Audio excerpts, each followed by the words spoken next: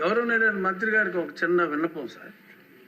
ఏంటంటే రీసెంట్గా కేరళలో ఒక మంచి పాలసీతో వచ్చారండి. కేరళలో ఒక పాలసీ ఏంటంటే ఈ లిక్కర్ కన్జంప్షన్ మన రాష్ట్రంలో బాగా ఎక్కువ, మన ఆదాయం చూస్తేనే తెలుస్తుంది. అన్ని ప్లాస్టిక్ బాటిల్స్ వాడుతున్నారు.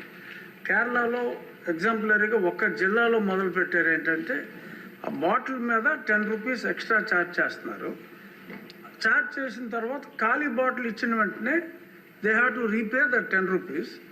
దాన్ని రీసైకిల్కి వాడటానికి టీటీలో అనేది ఈ బ్రాండీ బాటిల్స్ కూడా అప్లై చేయమని. బ్రాండీ బాటిల్స్కి ప్లాస్టిక్ కన్జంప్షన్ ఎక్కువగా ఉంది. ఎక్కడ పడితే అక్కడ పడేస్తున్నారు కాబట్టి హ్యూజ్ కన్జంప్షన్ ఒక దగ్గర కలెక్ట్ అవుతుంది. అది ఈ కొంచెం ఎక్సైజ్ డిపార్ట్మెంట్ వాళ్ళతోటి కోఆర్డినేట్ చేసుకుంటే major percentage of plastic waste ఒకటి చేయొచ్చండి. కేరళలో ఇంప్లిమెంట్ అయింది. ఇంకొకటి ఏంటంటే ఈ సింగిల్ యూజ్ ప్లాస్టిక్స్ ఈ నిషేధానికి మీరు మీలాంటి హీరోస్ తోటి అడ్వర్టైజ్మెంట్ చేయాలి అంటే కొన్ని కోట్లు అవుతుంది. మీరు సంబంధిత శాఖ మంత్రిగా ప్లాస్టిక్ని నిషేధించండి అని మీరు జన సైనికులకి చెప్పారంటే ఎవడన్నా ప్లాస్టిక్ వేస్తే పట్టేసుకుంటారు వాళ్ళు.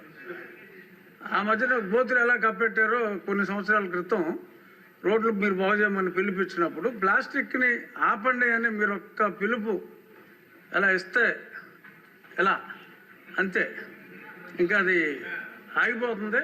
సో కాబట్టి సంబంధిత శాఖ మంత్రిగా మీరు ఆ స్టెప్స్ తీసుకుంటే డెఫినెట్గా ఈ ప్లాస్టిక్ భూతాన్ని అరికట్టాలంటే అది మీ వల్ల సాధ్యమయ్యే అవకాశం చాలా ఎక్కువగా ఉంది. కాబట్టి ప్లాస్టిక్ గురించి మీ అవగాహన ఇందాక మీరు చెప్పారు, ఎక్స్ట్రాడినరీగా మొత్తం అంతా ఎక్స్ప్లెయిన్ చేయటం. తల్లి గర్భంలో కూడా ఈ పొల్యూటెంట్స్, మైక్రో పొల్యూటెంట్స్, ఇలాగే విలేజెస్లో సిటీస్లో కొంచెం డిజిటల్ బోర్డ్స్ని ఎంకరేజ్ చేస్తే ఈ ఫ్లెక్సీలు మానేసి ఆ అడ్వర్టైజ్మెంట్ ఏదో డిజిటల్ బోర్డ్స్లోనే ఇచ్చుకుంటారు ఆ ఫంక్షన్లప్పుడు దానప్పుడు. కొంచెం ఆ రకంగా డిజిటల్ బోర్డ్స్ని ఎంకరేజ్ చేస్తే this might also come down quiet